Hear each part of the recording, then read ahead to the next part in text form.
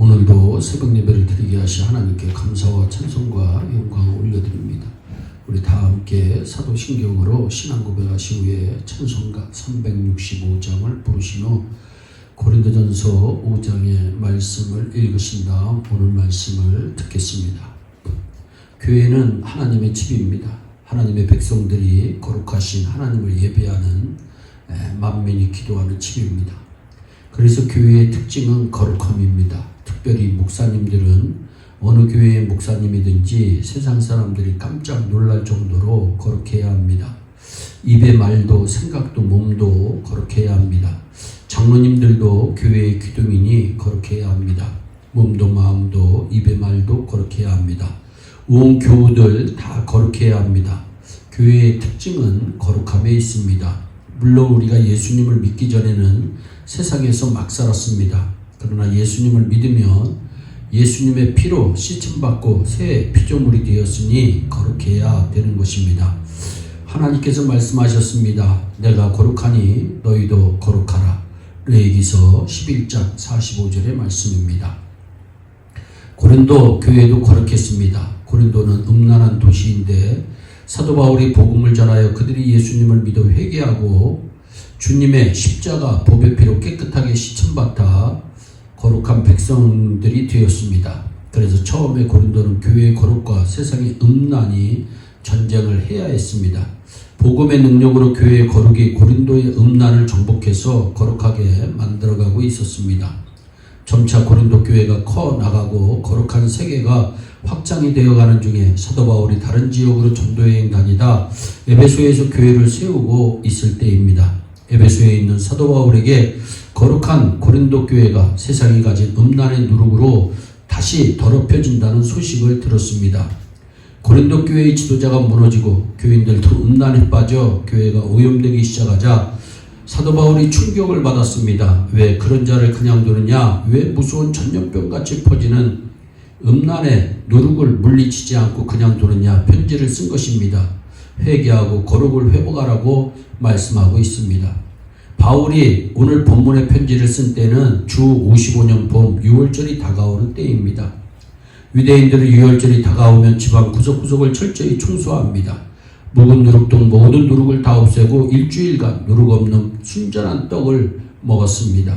그리고 어린 양의 피가 그들을 구원해 준 것을 감사해서 일주일간 감사절기를 지킵니다.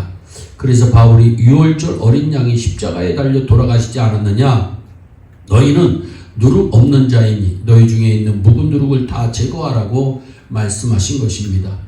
바울이 고린도 교회 교인들에게 악독에 있는 모든 누룩을 제거해서 교회를 깨끗하게 하라고 편지합니다. 놀라운 것은 바울은 자신이 에베소에 있어도 고린도에서 멀리 떠나 있어도 영이 고린도에 가서 거기에 있는 것처럼 다 알았다고 말씀합니다. 참 신비로운 것은 하나님이 때때로 주의 종에게 그런 계시를 주신 것입니다. 교회에 이런 신비를 주신 하나님께 감사하십시다. 음란의 누룩, 마약의 누룩, 술 취함의 누룩, 춤의 누룩, 도박의 누룩, 담배의 누룩 등은 다 한 누룩으로 사람의 몸과 인격을 망하게 하고 가정을 파괴합니다. 우리 모두 누룩을 제거해야 됩니다. 우리 안에 누룩이 다 제거되기를 주 예수 그리스도의 이름으로 축원합니다. 우리는 예수 믿어 십자가의 은혜로 순수한 주님의 몸이 되었고 주님의 지체가 되었습니다. 이 시간 하나님의 성령의 불이 우리 안에 숨어있는 모든 누룩을 태워주시기를 축원합니다. 그러나 개인을, 가정을, 사회를 새롭게 하고 구원하는 누룩이 있습니다. 복음의 누룩입니다. 세상의 누룩은 다 제거하고 막고 없애고 태우고 천국 복음의 누룩이 우리 지역과 미주와 우리나라와 온 세계를 부풀게 하도록 우리는 노력해야 합니다. 하나님께서는 우리의 손에 복음을 맡겨주셨습니다. 복음의 누룩을 주셨습니다. 우리는 그 누룩을 퍼뜨려야 합니다. 예수님께서 천국에 오실 때 한 몸으로 누룩으로 오셨지만 그 누룩이 예일교회에도 퍼졌고 지구촌에도 퍼져 십수억의 사람이 예수님의 누룩으로 부풀어 교인이 됩니다. 앞으로 모든 사람이 다 교인이 될 수 있기를 원합니다. 우리는 언제 어디서나 내 손에 복음의 누룩이 있다는 것을 늘 의식하며 살아야 합니다. 의식하며 사는 것이 중요합니다.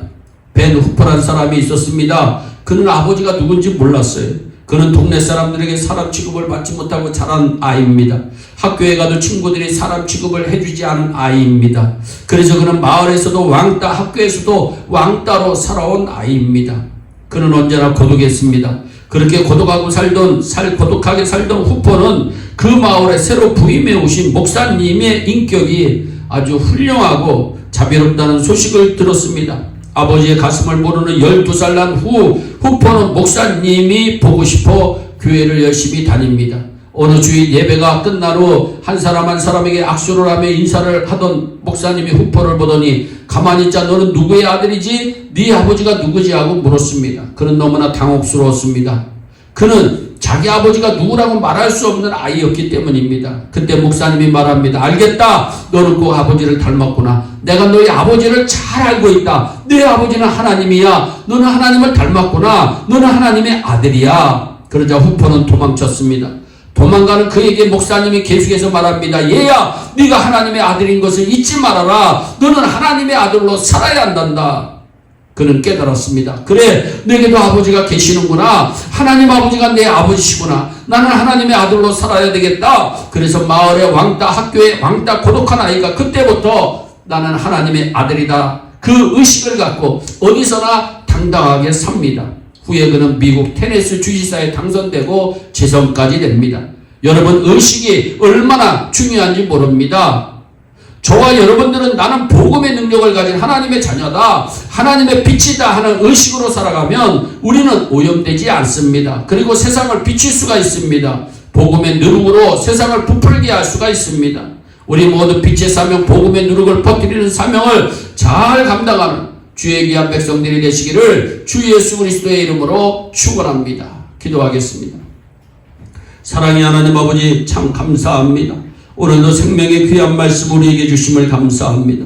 하나님, 세상의 모든 누룩들을 다 우리의 몸과 마음과 생각 속에서 제거하여 주시고 복음의 누룩이 우리에게서 퍼져나가게 하여 주시옵소서. 부풀어지게 하여 주셔서 우리로 인하여 예수 그리스도를 영접하는 수많은 사람들이 많아질 수 있도록 주여 큰 은총을 베풀어 주시옵소서. 오늘도 승리하게 하시옵소서. 오늘도 주 안에서 형통하게 하시옵소서. 오늘도 감사하며 살게 하시옵소서. 감사하고 예수님의 이름으로 기도하옵나이다. 아멘. 우리 다 함께 주기도문으로 예배를 마치시고 각자 개인 기도하신 후에 오늘도 주 안에서 승리하는 복된 하루 되시기를 바랍니다. 감사합니다.